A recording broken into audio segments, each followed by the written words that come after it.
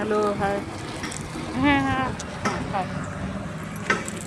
आम्ही समृद्धी मार्गावरती थांबलोय आणि हे पेट्रोल पंप गाडीला आहे पेट्रोल पंप टॉयलेटला. भरायला.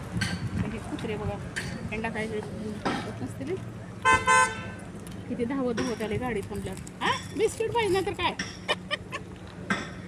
बिस्किट नको मग काय पाहिजे.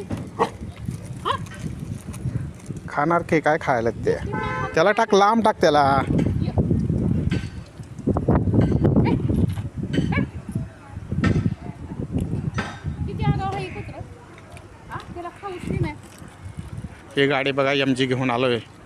MG घेतल्यापासून नागपूरला ही दुसरी वेळ आहे.